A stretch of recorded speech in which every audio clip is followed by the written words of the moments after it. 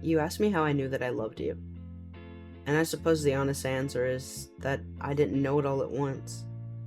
I knew it in pieces, in moments, in the small, unguarded shifts of myself that I noticed only when you were near, even when near was just the thought of you drifting into my day.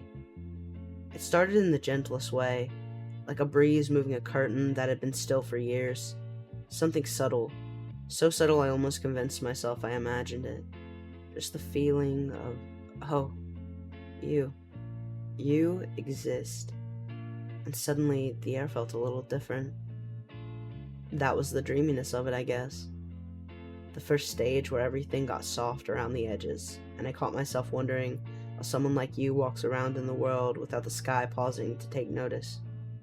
Where your voice stayed in my mind longer than it had any business staying. Where I found myself smiling at nothing, only to realize it wasn't nothing. It was you. Always you. Then came the brightness, the excitement, a little spark in my chest I tried to pretend wasn't there. It was the way I checked for your messages before I'd even stretched in the morning. The way you settled into my thoughts like you'd always had a place there. The way my day had two versions. The one where I saw you and the one where I didn't. It was the quick breath I took before I said your name, the warmth that followed, the feeling that something in me awakened more fully, more deeply, just because you existed somewhere in the same world as I. And then came the fear, the quiet kind, the kind that pretended to be reasonable. What if I'm imagining this? What if I'm feeling too much too fast? What if I'm soft in places I haven't been soft in for a long time? I don't think falling in love is just joy. I think it's also the moment you realize what could be lost. It's looking at someone and thinking, please be gentle with me. It's the shock of wanting to be known, not just desired, not just liked, but known. Known enough that the truth of you isn't frightening. So I hesitated. I held my breath longer than I should. I tucked the most fragile parts of my feelings behind quiet glances and unfinished sentences. Because the closer I got to the center of this, the more I felt tremors of something real. And real things can hurt. Real things can shatter. And yeah, real things may save you. But you never know which it's gonna be until you take the step. Uncertainty settled in next, the way dusk settles over a hill. Slow at first, then suddenly everywhere. I started asking myself questions I never cared about before.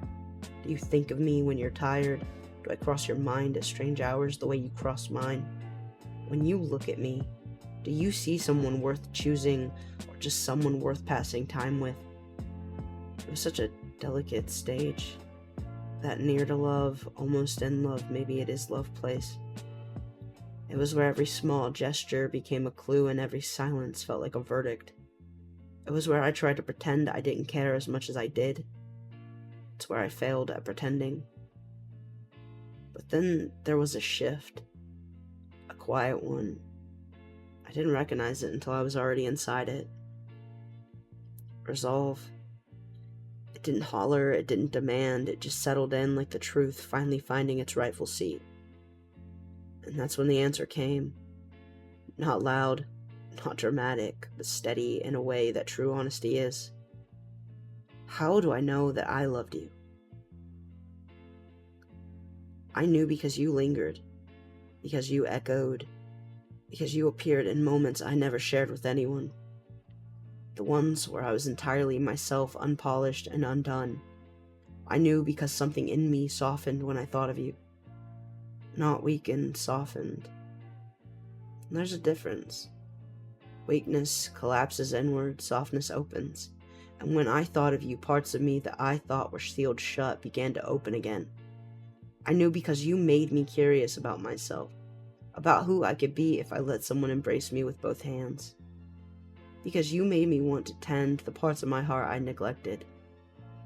Because suddenly, I wanted to be kind with my own spirit, simply because you saw something in it worth holding. I knew because you asked nothing I couldn't give. and everything I'd secretly longed to offer. Because loving you didn't feel like surrender. It felt like remembering.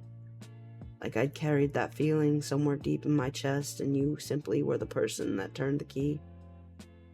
I knew I loved you, because even when I tried to reason myself out of it, when I tried to be practical, guarded, measured, the truth didn't retreat. It just waited, quietly, patiently. It knew I'd come back to it in the end. And I did. And I do. Every time. So when you ask me how I knew that I loved you, here's my answer. Soft and steady. I knew because loving you felt like breathing. I could notice or ignore, but never stop. I knew because every fear I had still led me back to you. I knew because even in the trembling places, I would still choose this, choose you, over the safety of feeling nothing at all. I knew because in the quiet, private corners of myself, I really hoped you loved me too. Not because I needed it to survive, but because something in me whispered that you might, and that tiny whisper, hopeful, hesitant, was enough to tell me what my heart already knew. I love you, softly, vulnerably, and with a steadiness I never expected to find.